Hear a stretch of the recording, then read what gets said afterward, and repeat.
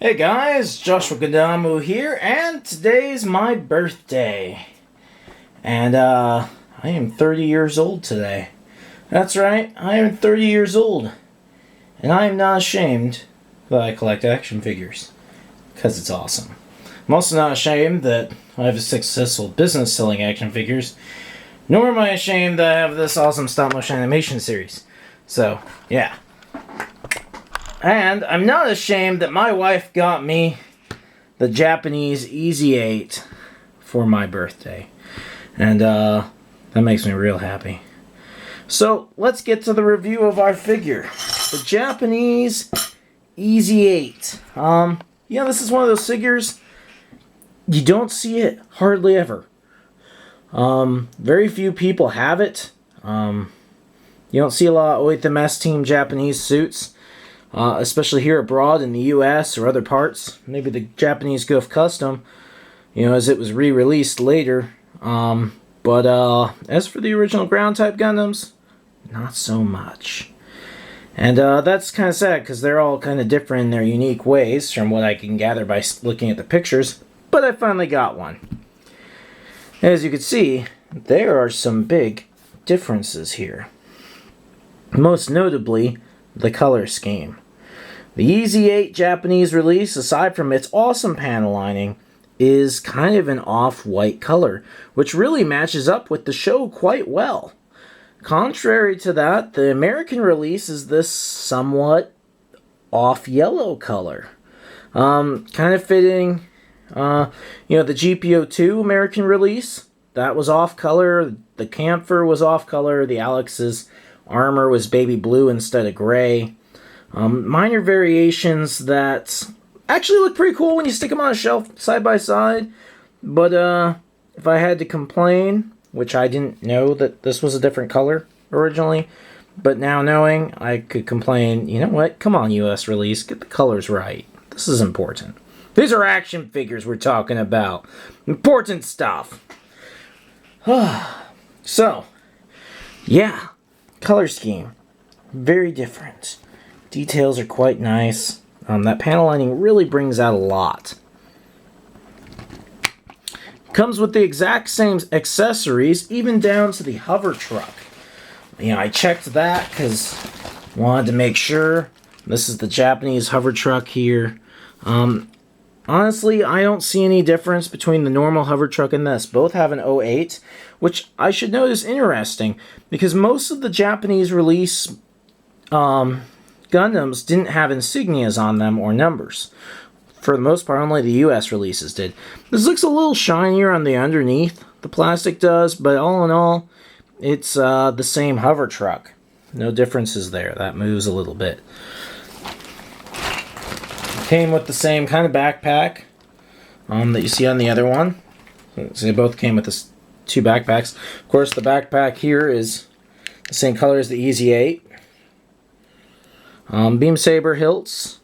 Just so you know, the EZ8, regardless of Japanese or American, the beam saber is one piece with the hilt, which is different than the normal ground type. So if you're trying to figure out which one was the EZ8 swords, there you go. But those are two of the accessories. 2 swords, extra backpack, no extra hands. Not even closed fists. I found that kind of interesting. We'll move this guy aside and stick him right there. Came with all the standard weapons. You can see here, we have the beam rifle. The beam rifle seems to have some gray panel lining on it. Actually, not actually. It kind of bleeds over a little bit in there. But gray panel lining on there. Comparison. I just noticed that just now. The shield's the same. 08. You can hold the shield 2 different ways. So I'm going to go for the thorough review, even though many of you have seen the EZ8 review before. Yeah, so the shield can go like that as well.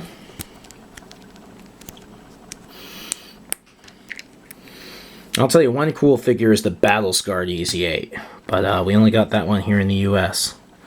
Now, I have some custom modifications I make to my ground type Gundams, and It's such a big improvement that I did it to this one, even though he's brand new. I got him today.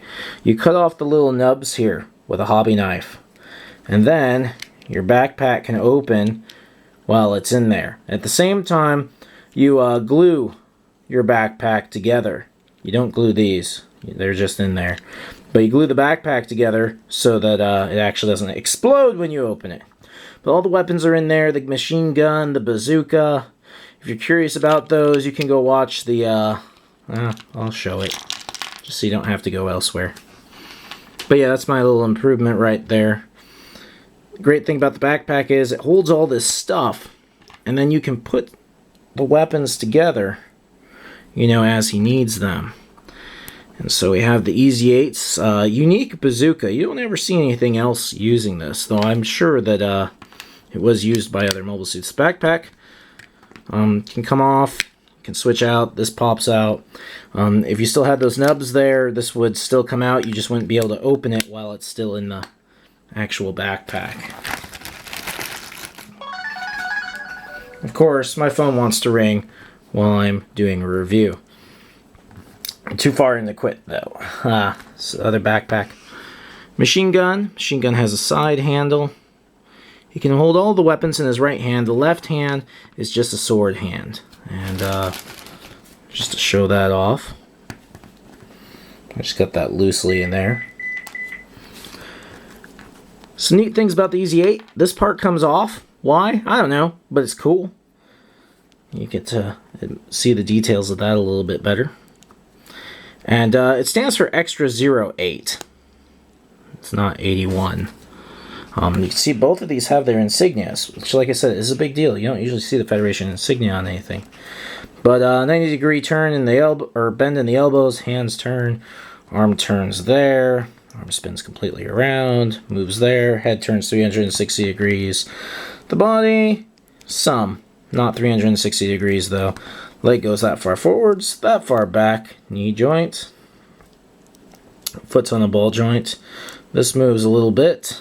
And pretty much covers our articulation. But just a good look at the EZ8 right there. The Japanese EZ8, as I was saying, nearly impossible to find. I'm very blessed to have it. I'm even more blessed to have a wife who will buy me an action figure for my 30th birthday. It's pretty sweet. I like him. I like him a lot.